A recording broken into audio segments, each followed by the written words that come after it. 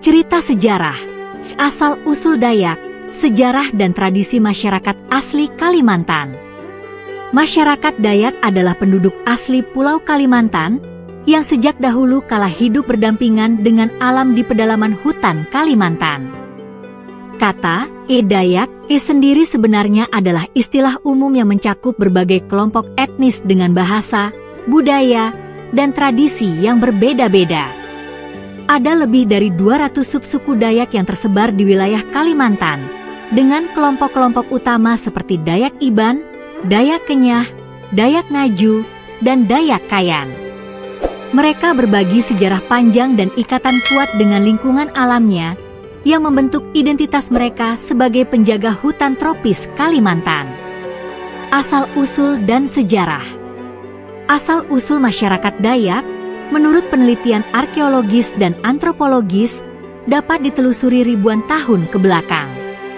Sebagian ahli sejarah berpendapat bahwa leluhur Dayak datang dari wilayah Asia Tenggara Daratan, kemungkinan dari Yunnan, sekarang bagian dari Tiongkok, melalui pergerakan migrasi manusia yang terjadi pada masa zaman Neolitikum, sekitar 3000 SM. Gelombang migrasi ini diperkirakan membawa mereka ke pulau-pulau di Indonesia, termasuk Kalimantan, di mana mereka kemudian menetap dan berkembang. Suku Dayak merupakan salah satu kelompok yang mengalami proses adaptasi yang sangat baik terhadap lingkungan hutan hujan tropis.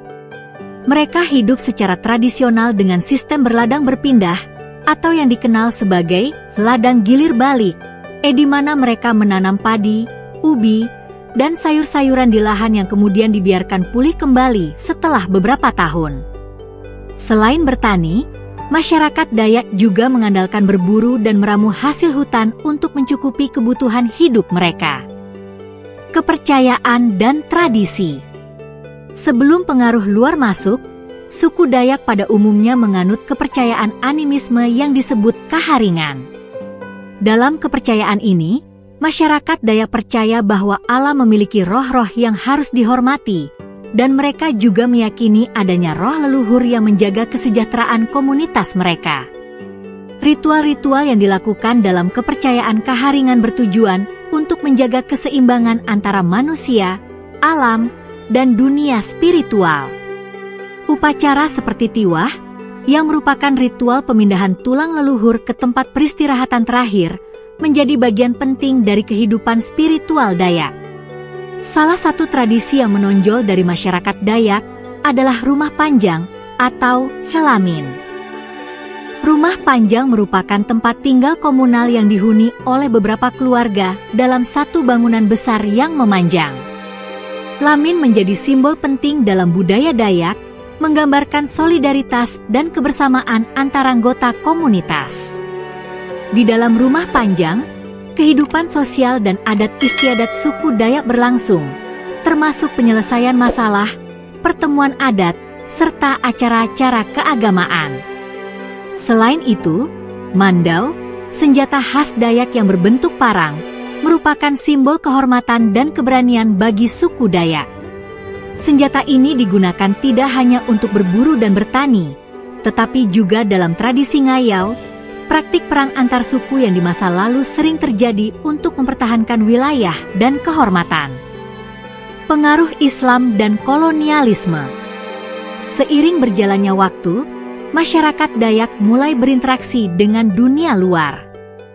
Pada abad ke-17 hingga 19, masuknya agama Islam melalui para pedagang dan kerajaan Melayu, seperti Kesultanan Sambas dan Pontianak, membawa perubahan signifikan.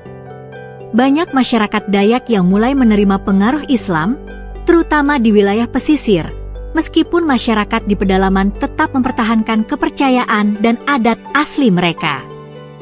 Pada masa kolonial Belanda, suku Dayak menjadi bagian dari perjuangan melawan penjajah.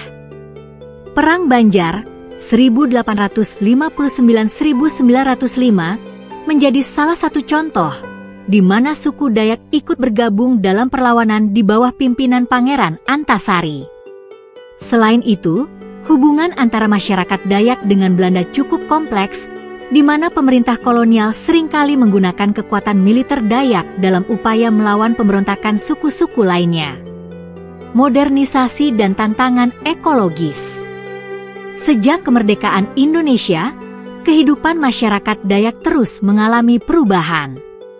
Modernisasi membawa pendidikan dan akses terhadap fasilitas-fasilitas modern ke pedalaman Kalimantan. Namun, tantangan besar yang dihadapi masyarakat Dayak saat ini adalah kerusakan lingkungan akibat penebangan hutan dan pembukaan lahan untuk perkebunan kelapa sawit. Hutan Kalimantan, yang selama ribuan tahun menjadi sumber kehidupan bagi masyarakat Dayak, semakin terancam oleh deforestasi yang mengakibatkan rusaknya ekosistem dan hilangnya tanah adat mereka. Meskipun demikian, masyarakat Dayak terus berjuang untuk melestarikan budaya, tradisi, dan tanah leluhur mereka. Gerakan pelestarian hutan dan hak atas tanah adat menjadi bagian dari perjuangan modern suku Dayak dalam menjaga warisan yang mereka miliki. Cerita ini mengisahkan asal-usul suku Dayak sebagai masyarakat asli Kalimantan, hubungan mereka dengan alam, serta bagaimana mereka mempertahankan tradisi di tengah tantangan modernisasi dan kerusakan lingkungan.